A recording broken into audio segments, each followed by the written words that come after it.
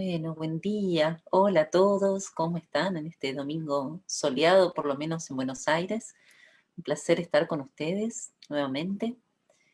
Y quería empezar por comentarles algo. Este es el mes de los docentes que estamos iniciando. Se viene el Día del Maestro, el Día del Estudiante. Y si tienen docentes amigos cercanos y quieren hacerles un regalo, tenemos en la tienda online un libro que publicó Vivir Agradecidos que se llama Atención Plena para Docentes, de Patricia Jennings, que es una especialista americana que ha logrado cosas maravillosas en sus aulas y después a través del mindfulness y otras herramientas, y lo volcó todo en este libro que publicamos en español y me parece que podría ser un re lindo regalo para los docentes de su vida, o para ustedes mismos si lo son. Así que, bueno, acá CC dice que es espectacular. Gracias, CC. Así que ténganlo en cuenta, lo pueden encontrar en la tienda online y ahí se los mandan a sus casas. Bueno, entonces vamos a arrancar con el tema de hoy, al que los convidé, al que los invité, que llamé Los paisajes del alma, pero que en realidad hace alusión a un libro de una inglesa, una autora inglesa a la que le tengo mucho aprecio y tenemos así un lindo vínculo epistolar, diríamos antes, por mail claramente hoy, eh, que escribió un libro que se llama, no está traducido todavía, pero yo estoy tratando de ayudarla a que se traduzca, se llama en inglés Reclaiming the Wild Soul, recuperar el alma salvaje, cómo los paisajes de la tierra nos restauran a nuestra integridad.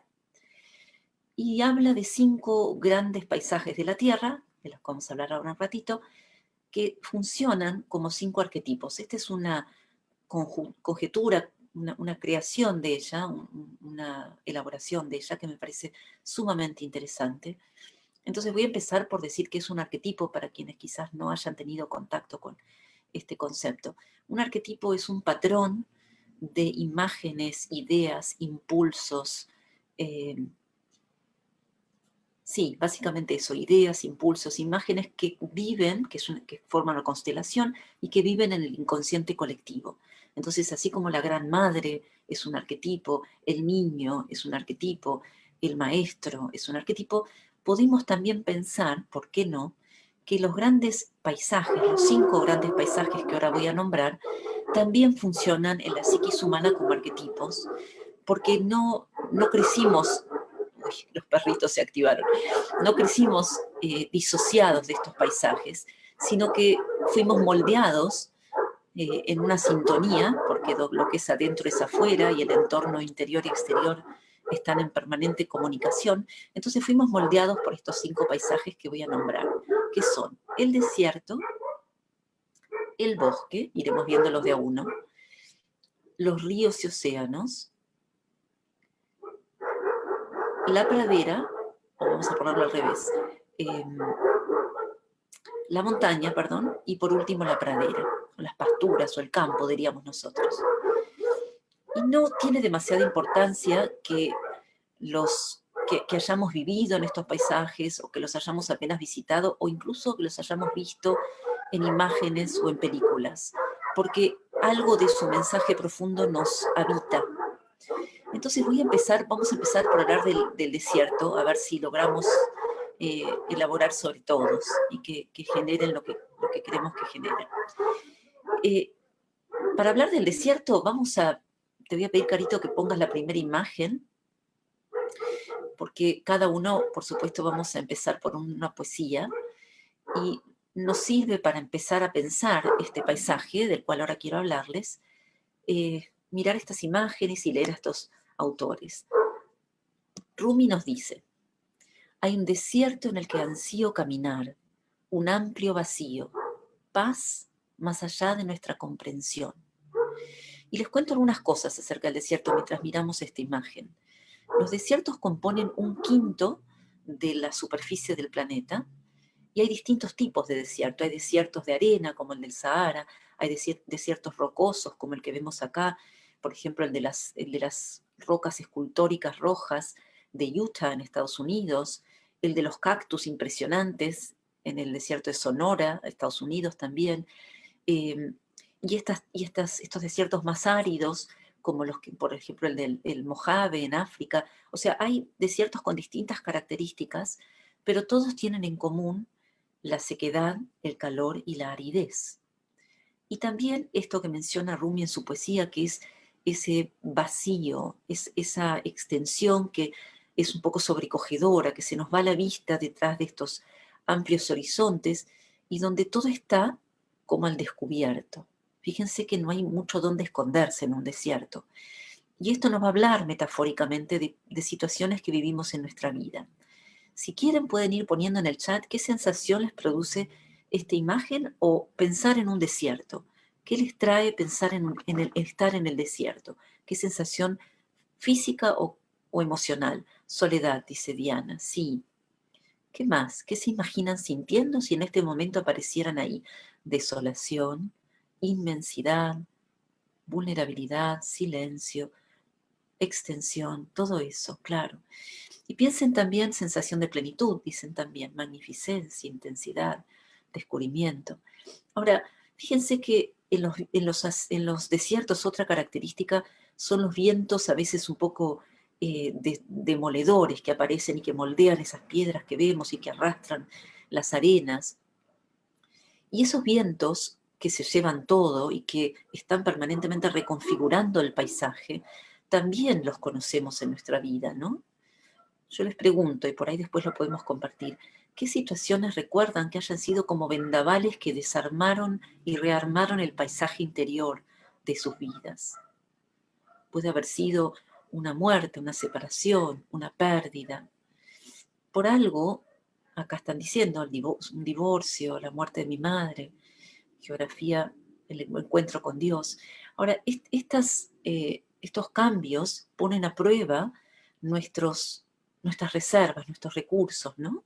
Y nos dejan en ese lugar de preguntarnos qué necesitamos para vivir, qué es lo que realmente necesitamos, si podemos vivir con lo que tenemos, si las reservas profundas alcanzan para lo que estamos viviendo, si tenemos que ir a buscar otros recursos. Podemos imaginarnos un poco como los camellos, ¿no? Que contienen una provisión de agua que les tiene que durar y durar, y eso es lo que hay, y con eso les basta habitualmente. Y si pasamos, Carito, ahora cuando puedas a la próxima imagen, les quiero mostrar una flor del desierto que se llama el saguaro. Antes de la flor voy a leerles la poesía, también de Rumi. Cuando no hay señal de esperanza en el desierto, tanta esperanza vive aún en el desánimo. Hasta los sauces dan frutas dulces en el jardín del alma. Esta flor no florece a menudo, ahora no me acuerdo cada cuánto es que florece, pero es como si esperara las condiciones óptimas, ideales para poder florecer. Pero cuando florece, ya la están viendo, dicen que el perfume es como de almizcle, embriagador, de una dulzura inconmensurable, y así como la ven, por lo que dura, alimenta abejas y pájaros durante el día, murciélagos durante la noche, y después cuando brota el fruto, que son un montón de frutitos rojos, alimenta infinidad de vida silvestre del desierto. Entonces, la pregunta que nos podemos hacer respecto de la experiencia desértica es, ¿puede ser que cuando estamos atravesando un desierto en la vida, por cualquiera de las circunstancias que ustedes mencionaron, por un acto de violencia, un asalto, una pérdida, una muerte, haya condiciones en lo profundo, haya reservas de fortaleza que por ahí no sabíamos que teníamos hasta atravesar ese desierto? Y ahí aparecieron. Y ahí, de ahí en más, pudimos hacernos de ellas. No por nada, la experiencia de atravesar el desierto es también metáfora para la iluminación espiritual. Los profetas que han atravesado el desierto, ¿no? Los judíos que vagaron 40 años por el desierto, y acá Graciela dice como ahora, claro, en algún sentido, esta pandemia es un desierto que estamos atravesando todos juntos. En algún sentido podríamos decir que el desierto es como, o podría ser una de las metáforas del inicio del viaje del héroe, porque ser arrojados a un desierto, ya dijimos, no es fácil, pone a prueba nuestras fortalezas y necesitamos apelar a aspectos nuestros que habitualmente están como en sombra. Pero decíamos, así como el saguaro, la vida hay hermosas frases en el chat, si las quieren ir leyendo. Romina está citando del Cantar de los Cantares, te llevaré al desierto y te hablaré de amor. Gracias, Rom. Eh, los profetas han hablado del desierto como una forma de poner a prueba su fe o de encontrarse con la fe. Y volviendo ahora al desierto paisaje, me ha contado alguien que vivió en el desierto creo que era Utah, en Estados Unidos, que es engañoso el desierto porque se parece mucho a la muerte durante el día porque es seco y uno imagina que no vive mucha vida silvestre o salvaje en esa sequedad. Pero cuando cae el sol, aparentemente, es como que amanece, me sale. Aparecen como desde entre las sombras animalitos de todo tipo y en los pueblos del desierto que existen y que tienen jardincitos de piedras y de cactus, salen a jugar los chicos, salen a jugar los perros, porque claro, durante el día el sol es demasiado fuerte y está todo el mundo bajo resguardo, pero a la noche aparece una vida que uno no sabía que estaba. Entonces, otra vez, la metáfora de la vida y de la fuerza vital que está oculta. Eh, la pregunta entonces para hacernos respecto de las experiencias desérticas es, ¿qué necesito realmente para vivir? ¿Y de qué puedo prescindir? Porque uno piensa que necesita toda clase de cosas, piensa que necesita estar rodeado todo el tiempo por su gente y por las cosas, las actividades que nos gusta hacer y los lugares. Y nosotros ahora venimos atravesando un desierto de 5 meses, ¿van? Donde no nos estamos viendo casi, donde no estamos yendo a nuestros lugares, donde no estamos, para algunos lamentablemente no están pudiendo trabajar y bueno, muchos de nosotros seguimos acá encontrando reservas en otros lugares inesperados, inusitados, buscando el oasis, dicen por ahí. Entonces, lo que me gustaría traerles es, y una cosa más antes de ir a los mantras del desierto. Eh, la resiliencia se expresa en la naturaleza, por ejemplo, en esta anécdota que les voy a contar. Encontraron en el desierto de Judea, en Israel, unos dátiles de palmera que databan de 2000 años y los plantaron y cobraron vida, y hoy esos dátiles de 2000 años han producido palmeras que están creciendo y dando a su vez dátiles para dar vida a otras palmeras. Así que es una resiliencia infinita la de la vida y nosotros no estamos fuera de esa resiliencia y de esa potencia oculta que se expresa tan claramente en el desierto. Entonces, algunas de las cualidades del desierto dijimos son la desnudez, la claridad, esto es lo que nos lega la experiencia en el desierto, la resiliencia, la fortaleza. Y me gustaría traerles, y la simplicidad, 3 mantras que esta autora propone para atravesar nuestros propios desiertos, ¿sí? Cada vez, cada uno empieza como más macro el primer mantra y se va acercando hasta ser un mantra más del yo. El primero es, entro en la quietud, porque no hablé de silencio, claro, o lo mencionamos al principio. El desierto es una experiencia de silencio. Entro en la quietud. El segundo es, tengo todo lo que necesito.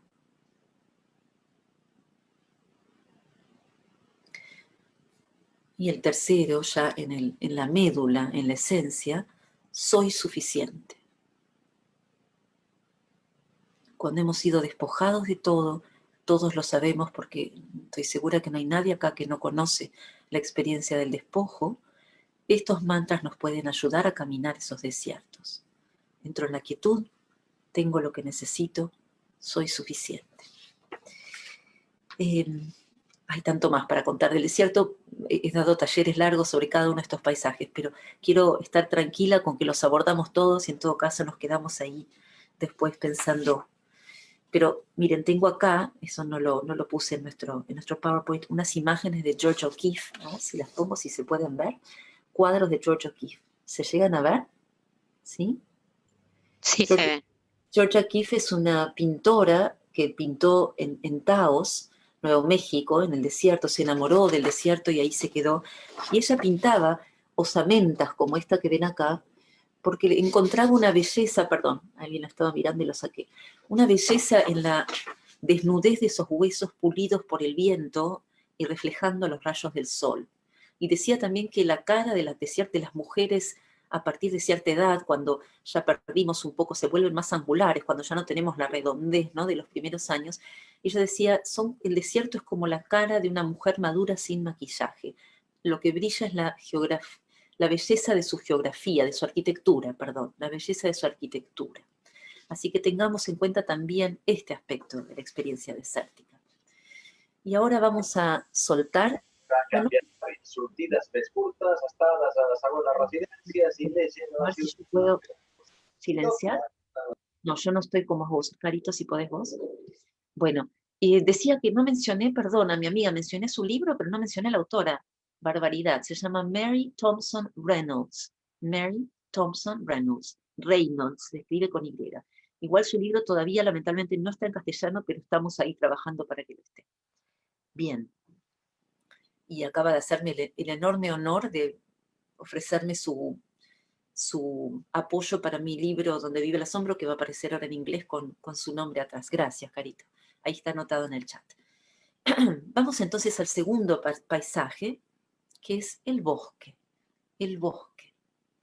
Entonces, mientras les cuento algunas cositas sobre el bosque, vamos directamente a la poesía. Vamos primero a la poesía, después les cuento. Perdido. Detente.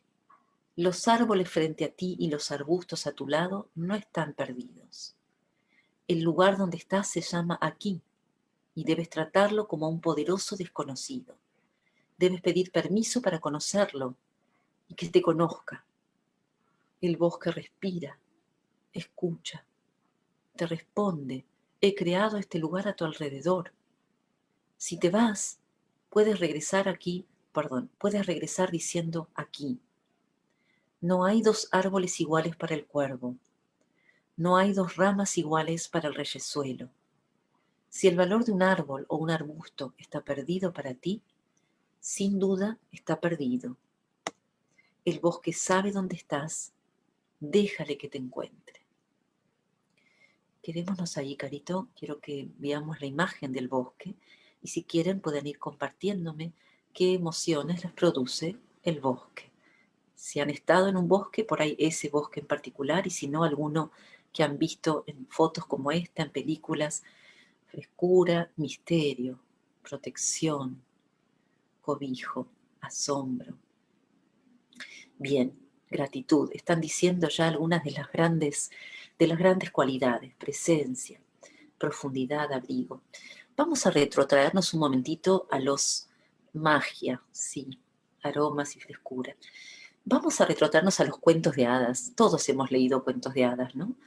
A lo mejor se les ocurran algunos cuentos donde el bosque tiene una presencia muy importante. En parte porque muchos de estos cuentos, los de los hermanos Grimm, por ejemplo, eran escritos en zonas como en Europa Central, en Alemania, y eran lugares donde los bosques eran fundamentales y vivían rodeados de bosques. Pero el bosque tenía un significado metafórico y por eso aparece tanto y aparece con esta cualidad.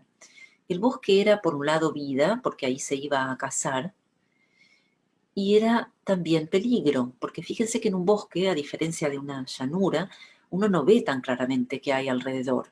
Entonces el cazador está al acecho de sus presas, pero a la vez está acechado por predadores, por lo menos en los bosques de entonces. Hoy son bosques un poco lamentablemente más vacíos de vida silvestre, de predadores. Pero los bosques no tienen esta facilidad para orientarnos porque habitualmente, a menos que uno los conozca bien, uno va caminando y se encuentra con más y más claroscuros, ¿no? Entonces el bosque tiene esta doble faz de hablarnos, por un lado, del peligro y del misterio, y por otro lado, de la magia. O sea, ese misterio a la vez nos produce un poco de miedo y nos genera una conexión con la magia. Por eso ha sido sinónimo para hablar de nuestra propia sombra, tema que estamos justo trabajando en el taller. Nuestra sombra que nos convoca a atravesarla, a descubrirla, a traerla a la luz, pero que también es un lugar que nos da mucho miedo, ¿no? Y al que esquivamos. Por eso, en Caperucita, en Hansel y Gretel, en Blancanieves y en tantos otros cuentos, el bosque era un poco sinónimo de riesgo, de posible muerte, pero en el corazón del bosque aparecía muchas veces la salvación, o aparecía una casita con una bruja, ¿no? Estaba lleno de insinuaciones de magia. Para los celtas y para tantos otros pueblos originarios, en los árboles, de donde de hecho descendimos, estaba la divinidad. La magia era en realidad en ese momento lo sagrado. Y todavía tenemos expresiones y gestos rituales, como decir, no lo hacemos quizás, por sí lo hacemos, pero decir toco madera o toca madera alude a la noción de que los dioses vivían adentro de los árboles y los árboles eran venerados. Desde que empieza la agricultura y empiezan a aparecer las aldeas, se convierten en ciudades, estamos cada vez más lejos, ¿no? de vivir en esa sintonía con el bosque y con la naturaleza, pero todavía necesitamos tenerlo. Algo en nosotros busca el volver a entrar en contacto con la naturaleza y con el bosque puntualmente. Después les voy a mostrar otra imagen. ¿Cuáles son las cualidades del bosque? Por un lado nos trae la raigambre, la necesidad y la importancia de tener raíces, de dejar que las raíces hagan su camino en la oscuridad y que lo que se manifieste después de un periodo de incubación. Esto es una de las enseñanzas del bosque. No querer apurarnos a que todo crezca rápido, crezca ya, sino darle su proceso bajo tierra, como ocurre en el invierno, ¿no? Rilke, de hecho, decía, amo las horas oscuras de mi ser, mi mente se vuelve honda en ellas. Necesitamos entonces recordar el periodo de incubación a oscuras y la necesidad de no siempre tener todo tan claro, porque esa sombra trabajada, albergada e iluminada con nuestra conciencia se convierte en luz. También, hablando del misterio, Joseph Campbell, cuando hablaba del viaje del héroe, decía que le gustaba contar que los caballeros de la mesa redonda, cuando deciden ir detrás del Santo Grial, se generan este pacto de caballeros, que es que cada uno iba a entrar al bosque por el lugar más oscuro. No iban a entrar todos juntos, porque eso no iba a hacerle honor a la experiencia del bosque. El bosque requería que cada uno hiciera un acto de coraje, y eso nos pide la vida a nosotros también. Por lo tanto, esta es la imagen que les iba a mostrar, que esa no la puse tampoco. Fíjense como en Blancanieves, esta es la versión de Disney, ¿no? A la noche, Blancanieves se siente que está aterrorizada, como si los árboles fueran monstruos que la agarran, y a la mañana amanece acá, ¿no? Amanece en un bosque, ¿qué es eso? Esto nos habla también, aún Disney nos habla metafóricamente, inspirado en este cuento de tanta sabiduría. Eso que parece tan peligroso y que parece que es el fin, cuando lo logramos atravesar con amorosidad, diría, con apertura, deviene muchas veces en belleza y nutrición. Entonces quiero compartirles los mantras del bosque que nos propone Mary. El primero es, me animo a enfrentar el misterio. Me animo a enfrentar el misterio.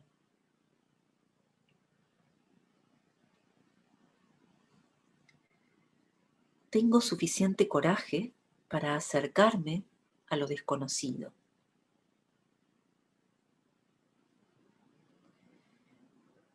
Y el último es, soy el misterio.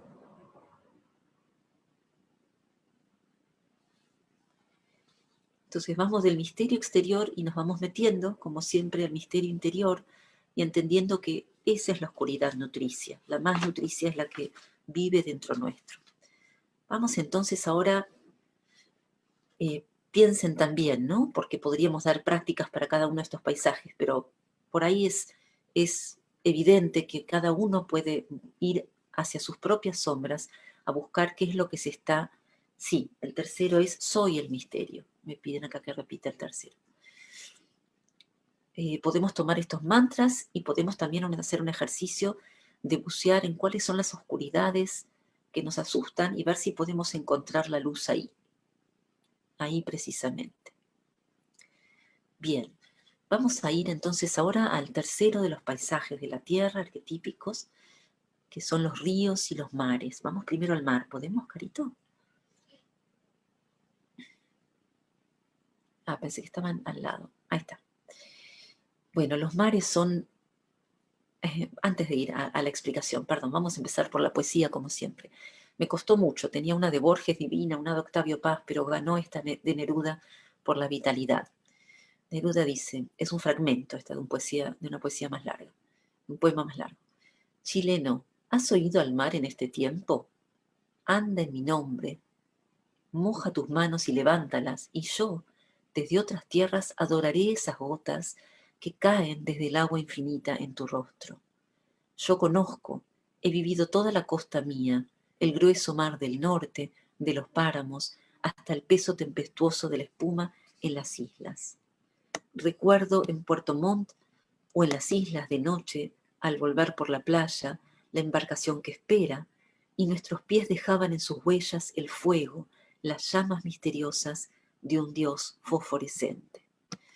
Bueno, esto que vemos acá son las noctilunas, creo que se llama, que es un fenómeno que se da en el mar de, me acuerdo que sí, de las Maldivas, pero el mar en cualquiera de sus formas y los ríos, o sea, las aguas, nos traen la noción de la frescura, noctilucas, gracias, la noción de la frescura, y la frescura, ya sabemos que los mares, que el agua en realidad representa un 70% del planeta y un 70% de nuestro cuerpo es agua. Y el agua tiene para nosotros una asociación muy directa con la vitalidad y con la vida. Fíjense que usamos expresiones como tenés un brillo en los ojos o me corre sangre por las venas para hablar de la vitalidad. Y hay quizás quieran ir diciendo también por acá, qué les trae el mar o el río, qué sensaciones les traen en el cuerpo y en el alma los mares y los ríos, o estar en contacto con el agua, inmensidad. Imagina la sensación del cuerpo metido en el agua. Y vamos, no me quiero olvidar del río, y ahora volvemos al río. Eh, Inspiración, paz, sí, todo eso. Y sobre todo, piensen si no hay de la mano de satisfacción y vitalidad, de la inmersión en el mar o en el río, una sensación inmensa de placer, ¿no? ¿No hay una sensación de placer? Ese placer nos conecta con el deseo. Y el deseo es el motor, el primer motor de la vida, ¿no? El deseo principalmente por la vida misma. Por eso está tan asociada la vida con lo húmedo. De hecho, la vida es húmeda. Cuando una planta está húmeda, uno se da cuenta de que está viva y puede estar resecada por momentos, pero cuando está completamente seca, uno tiende a pensar que ya no hay vida ahí, ¿no? Y esto pasa con todo. Uno puede sentirse momentáneamente más conectado con su frescura, con su vitalidad, con su deseo, y por momentos sentirnos un poquito más resecados, ¿no? Más sedientos, más alejados del deseo.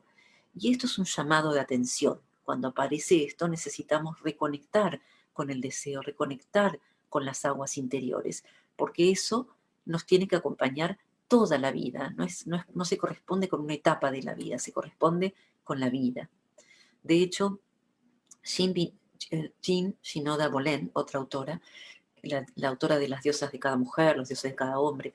Bueno, ella escribió un libro, bueno, ahora no me acuerdo de ese libro cómo se llama, pero el concepto que trae habla de las mujeres posmenopáusicas y las invita a ser mujeres jugosas. Usa esa palabra, juicy crones. Crones en realidad es una como sabia jugosa sería.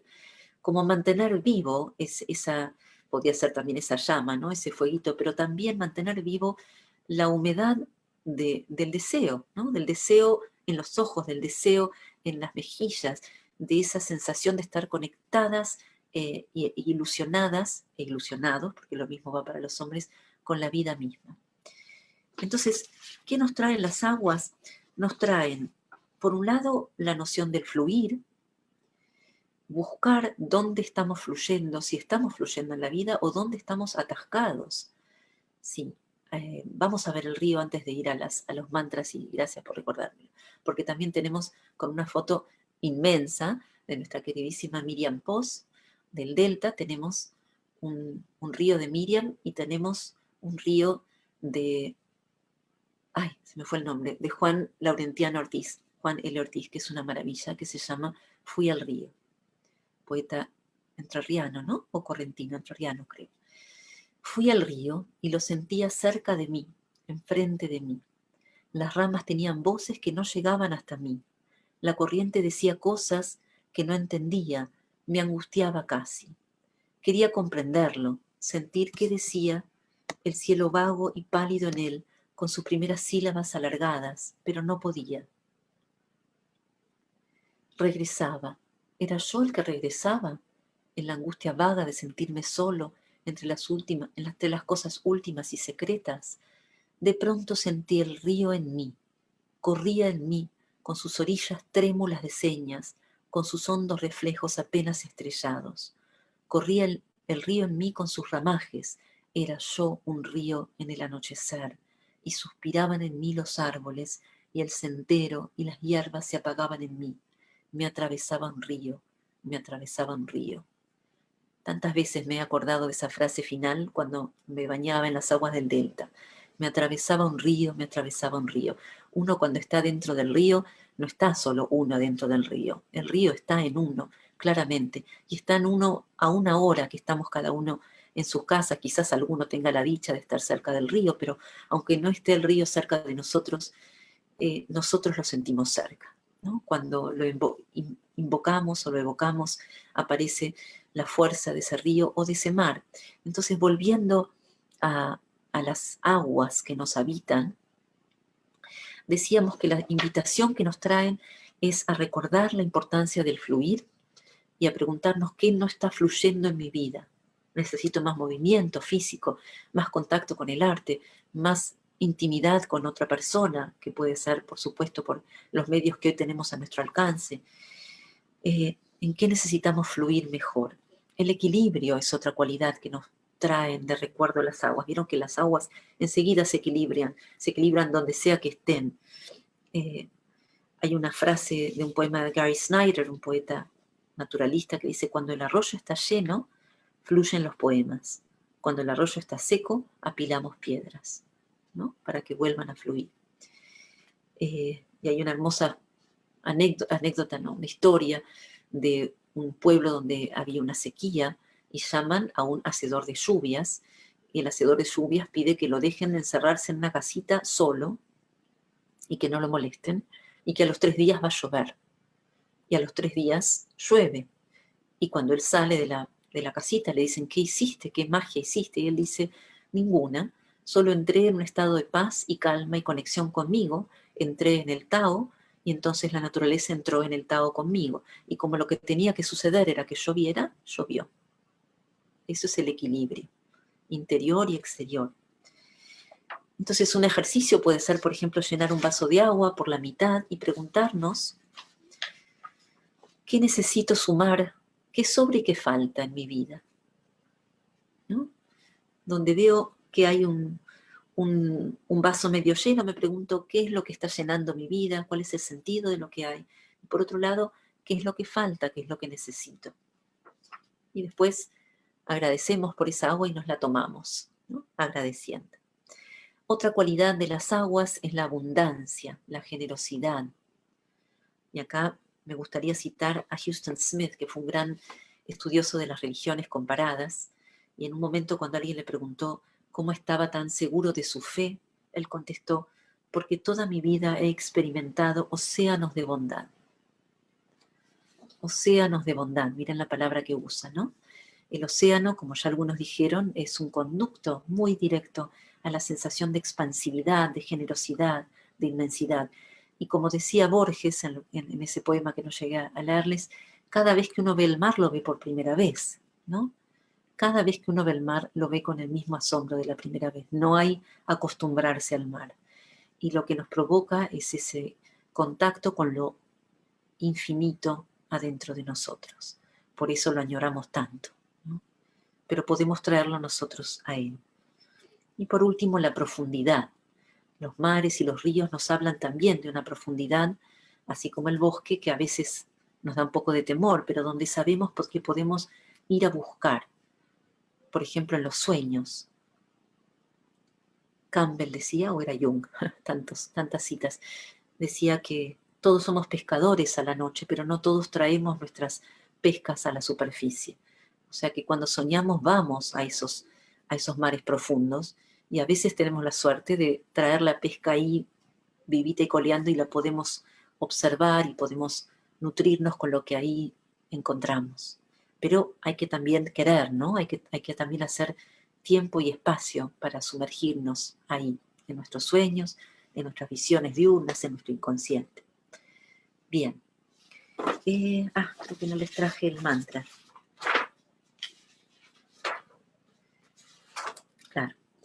El mantra viene así. El primero es: me entrego al fluir. Me entrego al fluir.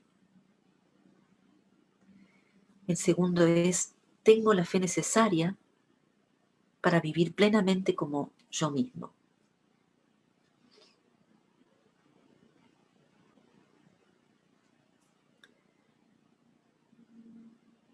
Y el último es: estoy enteramente vivo o viva, o enteramente o plenamente. Estoy plenamente vivo o viva.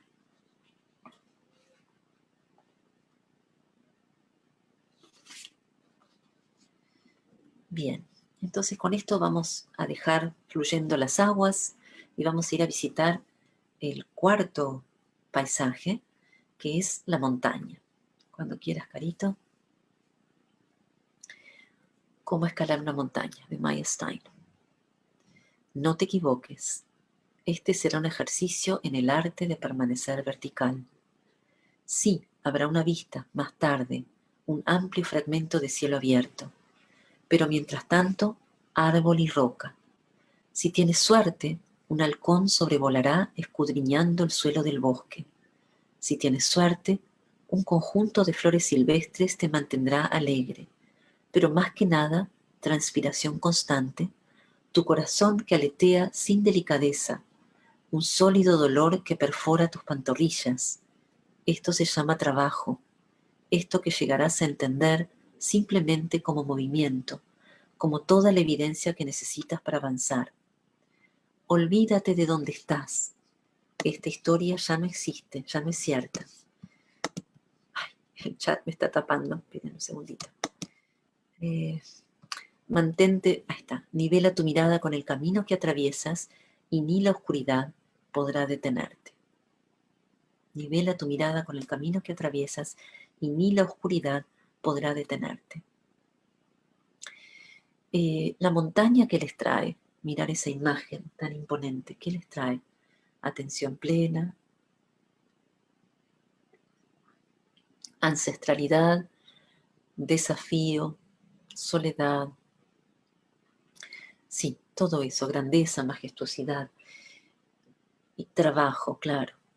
Fíjense que la montaña nos invita a mirar para arriba, ¿no? Y una vez que la pudimos conquistar, a mirar hacia abajo. Entonces la montaña vendría a representar nuestra capacidad para vivir de acuerdo a nuestros mayores ideales, a nuestra visión, a nuestras visiones.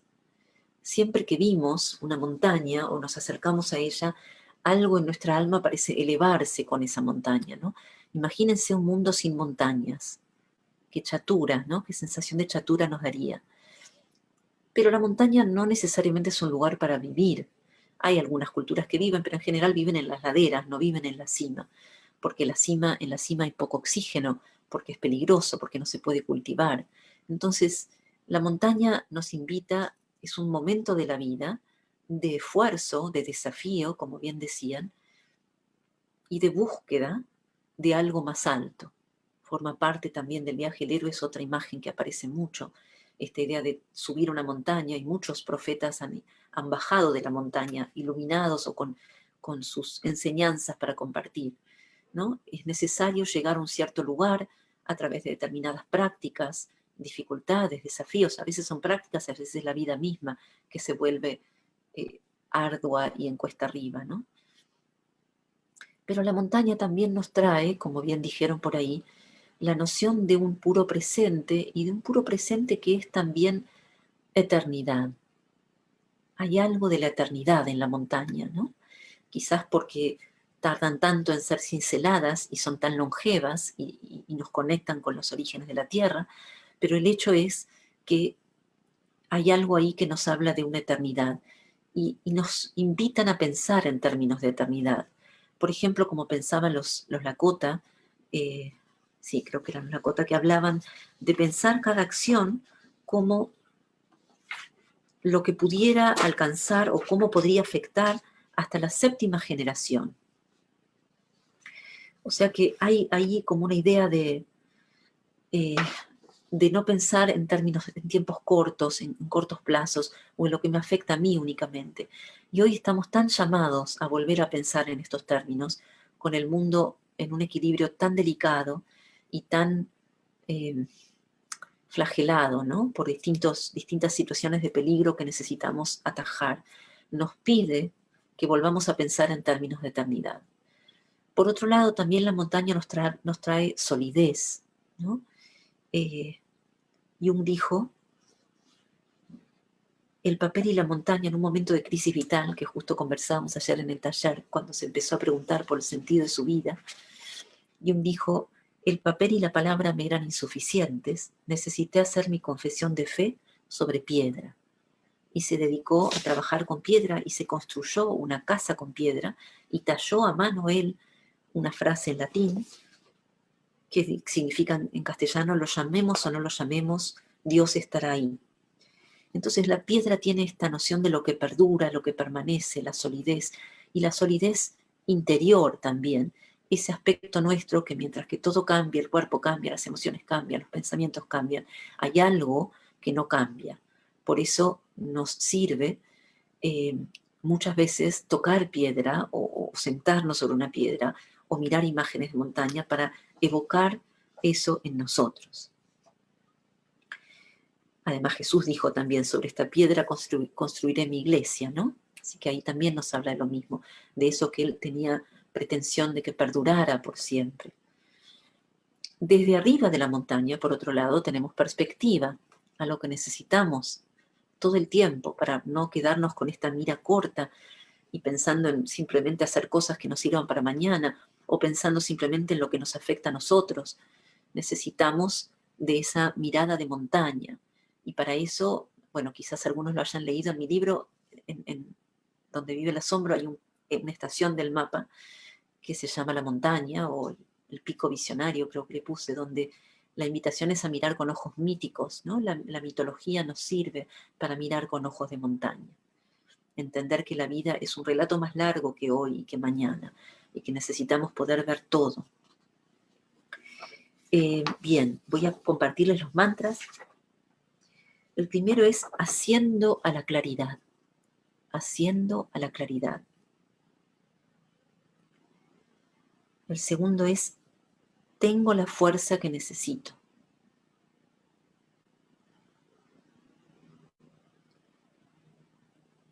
Y el tercero, miren qué poderoso, soy mi yo más alto, soy mi yo más alto. Cuando puedo contactar con él, ¿no? Eso nos ofrece la montaña.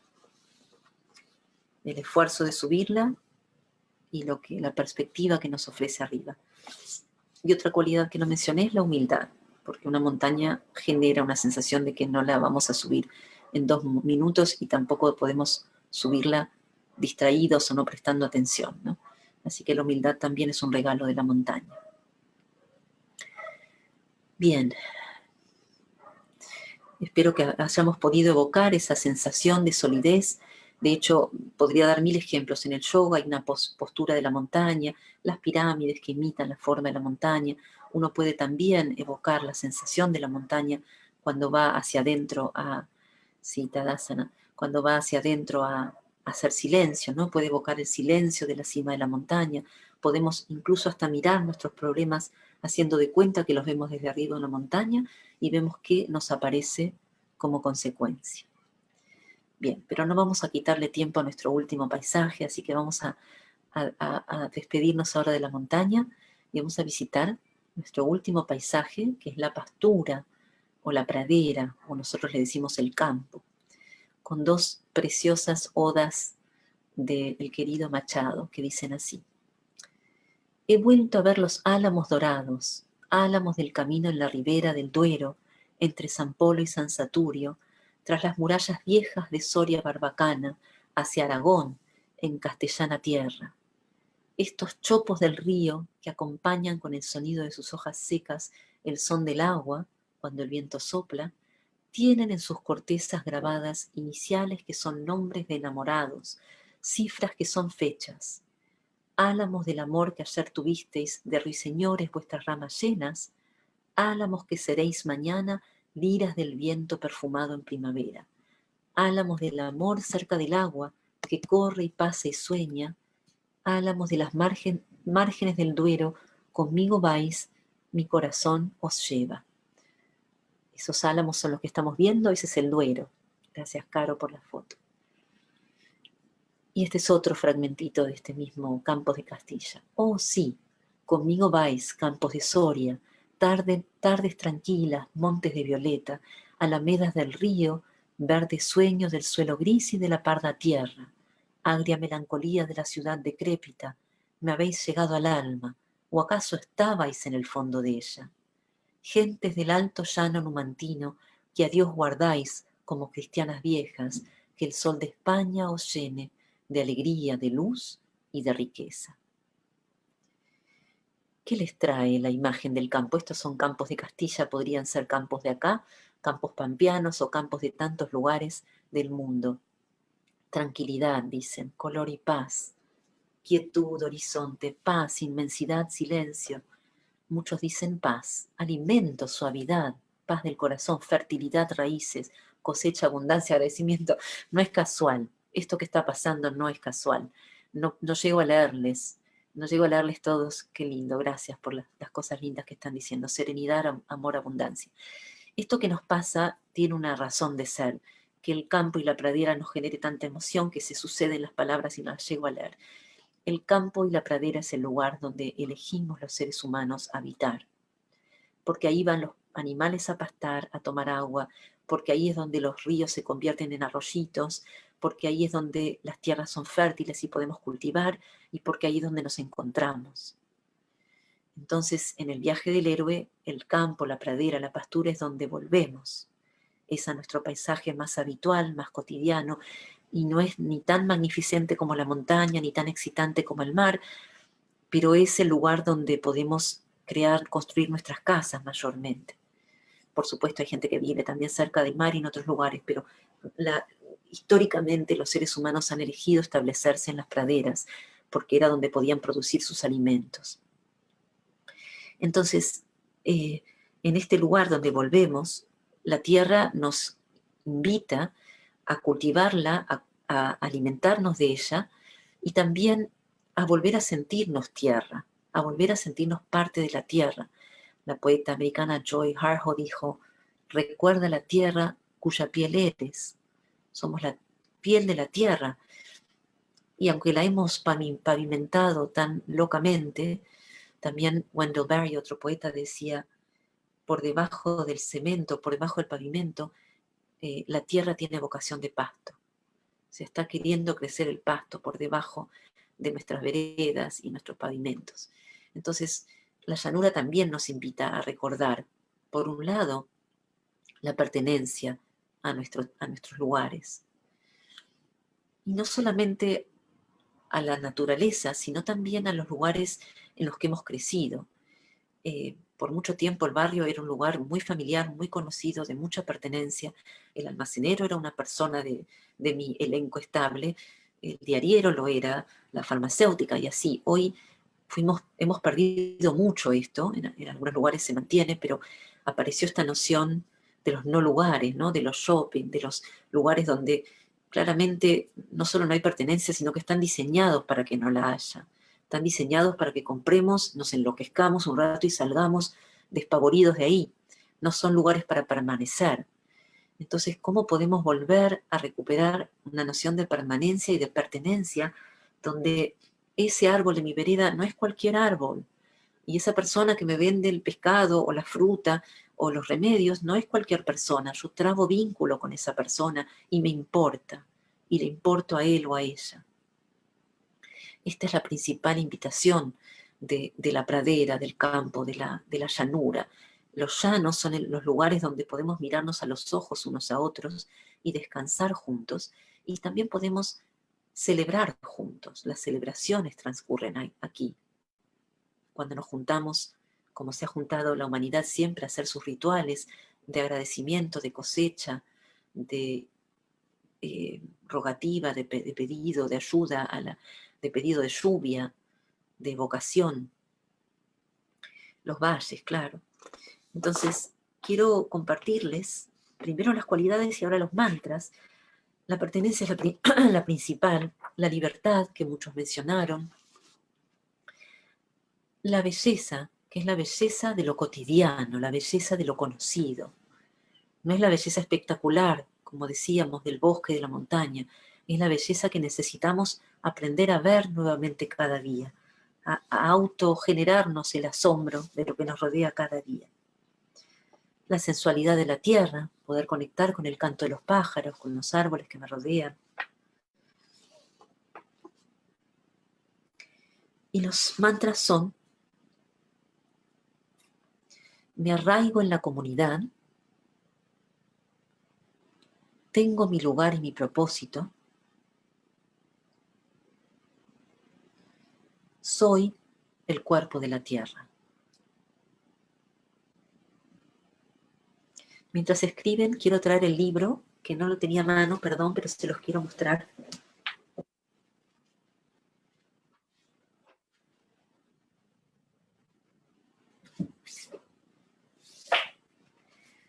De la querida Mary. Miren, ya les dije, está en inglés, pero quiero que lo vean porque es un libro muy hermoso. Ella da talleres sobre estas temáticas, sobre poesía naturalista, y este es el libro que ha inspirado estos conceptos que les compartí hoy. Ya le voy a compartir a ella esta filmación para que se ponga contenta de todo lo que generó en todos nosotros. Pero quería decirles que la invitación de la pradera, el primer mantra, sí, me arraigo en la comunidad. El segundo, me arraigo en la comunidad. Tengo mi lugar y mi propósito. Soy el cuerpo de la tierra. Entonces, este paisaje es el que nos invita a echar raíces, ¿no? Alguien lo dijo por ahí, a echar raíces, a comprometernos con algo, con un lugar, con un barrio, con una gente. Y por supuesto vivimos vidas mucho más nómades ahora, y no siempre vivimos en el mismo lugar, pero eso no implica que no podamos echar raíces ahí donde estamos, cada vez, porque la pertenencia es un verbo también. La pertenencia se ejerce, se cultiva. No es que uno llega y pertenece porque sí, sino que hay que poner algo de uno para pertenecer a un lugar. Hay que hacer un acto de entrega, ¿no? De amor, de reconocimiento, de atención. Entonces, esta invitación es una invitación como doble.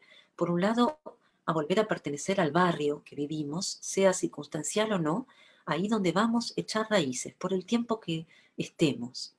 ¿Se acuerdan o habrán visto en los libros de la infancia que algunas culturas indígenas vivían en tipis, se llamaban, ¿no? En estas construcciones que eran carpas temporarias que se llevaban, ¿no? Los llevaban, ellos vivían vidas nómades y los llevaban, pero siempre había un pole, un palo en el centro que representaba el centro de la tierra y una abertura arriba que dejaba ver el cielo. Y de alguna manera lo que estaban diciendo con esa vida simbólica tan rica era que su casa estaba donde ellos estuvieran y donde ellos hicieran conexión con lo divino. Entonces no es contradictorio, es paradójico. El lugar donde estoy, podríamos pensar también que la divinidad tiene, creo que era Meister Eckhart que lo dijo, hoy estoy mal con las citas, tiene su centro en todas, su periferia, no, a ver si lo estoy diciendo bien, su centro en todas partes y su periferia en ninguna, ¿no? Creo que es así. El hecho es que donde estemos nosotros conectándonos, vamos a estar arraigados ahí. Y vamos a estar arraigados a lo esencial, que no pertenece a un lugar concreto. Entonces es vivir en esa paradoja. Y al mismo tiempo, de arraigarnos donde sea que estemos, volver a arraigarnos todo el tiempo a la tierra que somos. Porque si bien muchos de nosotros somos hijos de inmigrantes y por ahí sentimos que no somos indígenas de ningún lugar, somos indígenas de la tierra todos, por derecho de nacimiento. Todos le pertenecemos y ella nos pertenece igualito a que si estuviéramos viviendo en el mismo lugar que nuestros ancestros. No hay diferencias. No somos más ajenos a la tierra por haber venido de familias que se trasladaron 20.000 veces. No hay ahí una escisión. Es una decisión de volver a pertenecerle a la tierra y reconocerla como carne de nuestra carne. Entonces, estos paisajes son conmovedores porque nos hablan de algo profundo que habita en cada uno. Y por eso elegí llamar esta charla Los paisajes del alma, porque si bien son estos 5 paisajes arquetípicos de la Tierra, cada uno, como fuimos viendo, nos llaman a un tipo de vivencia, a una vivencia, ¿no? Y repasando entonces ahora hablamos de la sequedad y el desafío del desierto que nos trajo esta noción de persistir ahí hasta que vuelva a haber agua, hasta que vuelva a haber vitalidad y hacer pie en las reservas que no sabíamos que teníamos, ¿sí? Y después visitamos el bosque, que era por un lado también peligro, porque a veces hay claroscuros, hay mucha oscuridad en el bosque, pero ahí residía la magia del misterio, ¿no? Ahí nos encontrábamos con el misterio. Entonces también nos llama el bosque a animarnos a meternos con nuestras oscuridades, sabiendo que ahí hay magia también. Y después visitamos los ríos y los mares, los océanos, y vimos que ahí había un llamado a fluir y a revivir nuestro deseo, reconectar con nuestro deseo todo el tiempo, y donde nos rigidizamos o nos resecamos, volver a buscar dónde fluye lo húmedo en nuestras vidas, el brillo en los ojos, la sangre en las venas.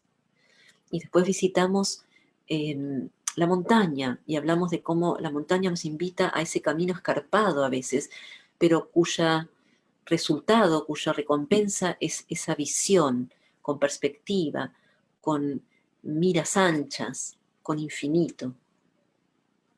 Y después volvimos a casa, a las praderas, que nos invitan a estas distintas formas de la pertenencia, a lo que nos rodea, a la tierra que nos abraza, a nuestro propio cuerpo, que es la piel de la tierra.